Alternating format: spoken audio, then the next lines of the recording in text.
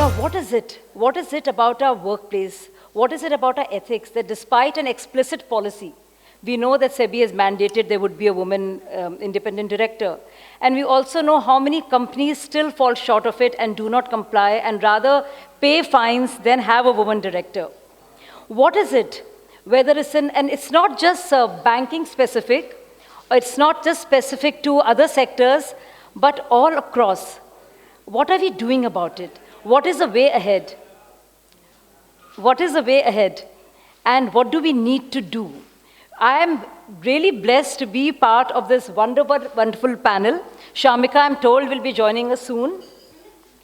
And I'll hear from both Vedi and Naina ji as to what it takes, for a woman to go out there and for a society and the workplace to be more conducive to provide that space, that ecosystem that makes her feel that, yes, she's ready for a leadership role, that, yes, she ought to be a leader.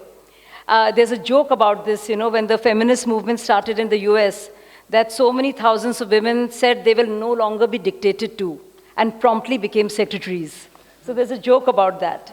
So it's all right, and I do not want to belittle at all the work of the secretaries and the PAs and the stenographers. But I'm talking about the top, the top seat, the big seat at the table. Will we be sitting there? What all does it take for us to get there, stay there, and encourage many more to come there and be a part of that big table, of the top table? I would like to ask, first of all, Naina ji, who, of course, you just heard her introduction. She's really a trailblazer. She does it all with great aplomb and ease. And yes, she has shown us the way. Naina, what has been your experience, and what do you think is needed to be done to really create that space? I mean, I know it's a big, huge question, and I'm not just talking about the banking sector.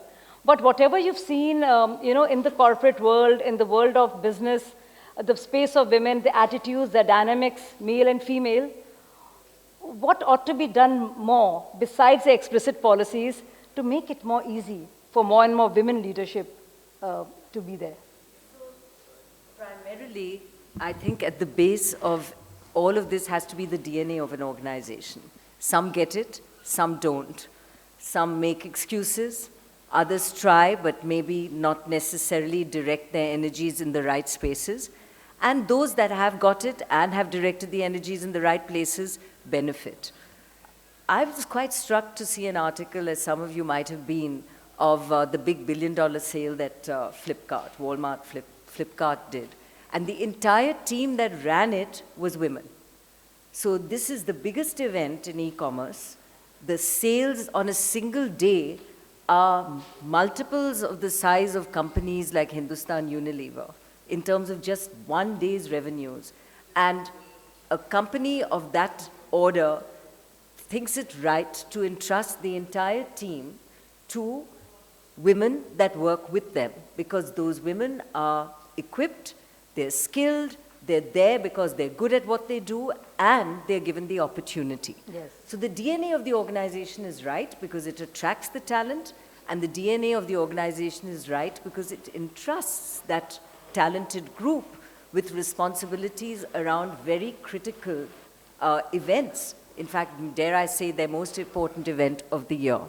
So the DNA of an organization is key. I used to call it the Loo factor. Where is the women's toilet in your organization? Sure. And I worked initially in an organization where I worked on the ground floor as head of the branch, as a young banking executive at Grinley's Bank those days, which has still got swallowed up now into Standard Chartered Bank. And the loo was on the 4th floor. So it told you how they thought of their women. One loo on the 4th floor, and that's where you went. Today, at least, there is a degree of equivalence given to where the toilet is. But you almost need to see the loo factor. Is it that little cubicle behind the Xerox machine, or is it where it needs to be? Central, square, to where people work. So what has been your experience, and what would you attribute that to? So I'll take a cue from what Naina ji said, and I'm going to take it to the next level. I've sat on the board of Bank of India, and I was not the only woman there. Luckily, there were at least one more woman on the board at any point of time. One was an RBI nominee. When she demitted office, the RDFS nominee was a woman. So despite the fact that we were two women on the board, it was a male-centric board. But more than the board, because board has a limited number of seats, and although it is the helm of the bank as we know it, there is an entire immediate rung just below the board, which if I don't see women there, then I know nobody's coming up, right?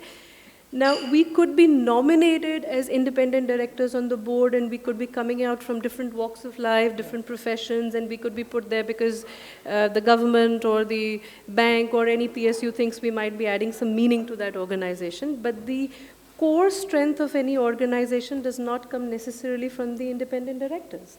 It comes basically from the people whom we saw as the immediately lower rung, at the board level. And we had a very interactive board where, unlike maybe many other organizations, it was the general managers who were invited, of every segment, who were invited there to present their agendas when we had our board meetings.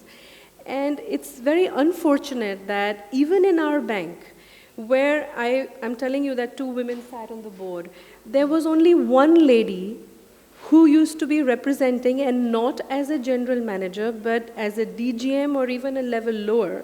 But she was always there in the boardroom because she knew more about the subject than her immediate general manager. Or the general manager always needed her to be there at any given point of time so that she could give the facts and the figures with that much more clarity, whereas he was supposed to carry this. So taking a cue from where, Naina, what you were saying, that the DNA of the organization has to be such, we just do not have the next rung and the next rung being promoted at the right way, and these are PSUs, where promotional policies are not necessarily, I'm using the word, driven by one person's whims and fancies. There is a process, there is a panel, you have to go through the entire jig of interviews, and I'm not saying they don't get promoted, but there are very few who reach that spot from where they can even be noticed to go to the next level. Adding to this, I would like to say that two people who are sitting in the same position, same designation, having the same level of work, if one is a male member and the other is a female member, you would realize that the male member's responsibilities are much, much different than the ones given to the female. Assuming that she is not going to be able to deliver, assuming she's not going to be able to perform, or if she's done one thing nicely, maybe I'm going a little extra gender specific, but I've seen this personally, that if she's doing one thing nicely, they just do not want to introduce the gamut to her, thinking that she can just be put in this space and let her stagnate there.